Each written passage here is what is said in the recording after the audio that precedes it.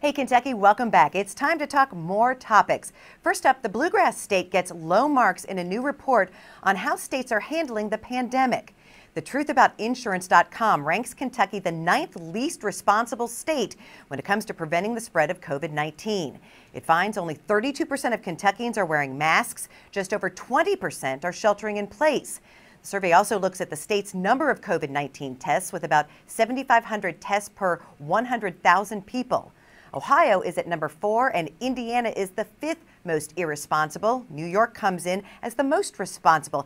Keith, this is not an encouraging place for Kentucky to be as we deal with this new round of cases. Yeah, and you're talking about the states around us that we're bordering that are having issues as well. Kind of disappointing, and don't tell Andy this because, you know, he's not going to like hearing those numbers. No, they definitely need to get those numbers up. Well, some small-scale food producers in Kentucky worry that a proposal to raise permitting fees could put them out of business.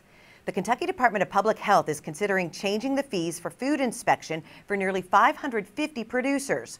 For example, the owner of Southdown Farm in Letcher County says if the regulation is approved, it will raise the yearly fee to inspect their sugar shack from $120 to more than $1,300. That's an increase of 1,035%. Keith, this is a high price for many of these small businesses that are already struggling. And when you talk about a place like this in eastern Kentucky, they're doing all they can to survive, making jobs and coming up with ideas, you know, after the coal industry was kind of left out, and look what they're doing. And now all of a sudden it may get shut down because they're going to have to pay more. Luckily for them, the Agriculture Commissioner Ryan Quarles is already saying he's going to fight this. Right, because it would be a big hit for these small businesses. Oh, well, as college football conferences look at whether they'll play outside their leagues this season, Louisville's coach hopes the coronavirus does not cancel the annual Governor's Cup game with Kentucky. Coach Scott Satterfield says it's a great rivalry game that the Cards look forward to every year. It hasn't been much of a contest the last 2 seasons, though, with UK steamrolling U of L by a combined score of 101-23. And Keith, UK leads the series 17-15. What do you think? Do you think they can find a way to make this game happen? Yeah, I think they're going to try to, especially like Georgia Tech and Georgia like playing each other. So I think they're trying to make it where there's at least maybe one non-conference game.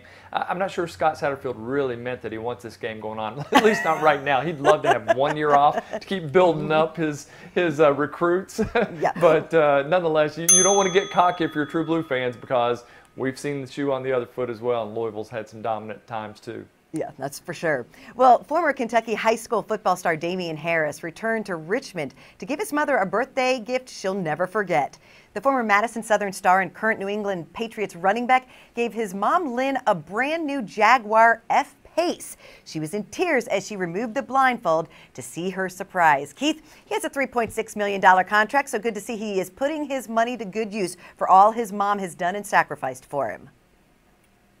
Such a nice gift. And my mom actually taught him in 5th grade, and she talked about what a sweet kid he was back then, and obviously still is now, because that was just a sweet gesture right there.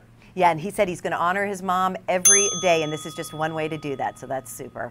Well, former UK player Welynks Gabriel's war of words with True Blue fans. We told you about that earlier this week, but the Portland Trailblazers player is getting some good publicity for a generous gift. He forgot his wallet in an Uber driver's car a few months ago. The driver returned it and Welynks gave him $100. And Keith, after learning the driver is disabled and at risk during this pandemic, Welynks sent him another $2,500. So what a generous gift. Oh, I mean, what better way to get back on the good graces of True Blue fans than to do something like that? Although, from his words earlier this week, I'm not sure he really cares about what we think. No, but good to see he's doing something great. Well, tonight's wrap-up is next on Hey Kentucky.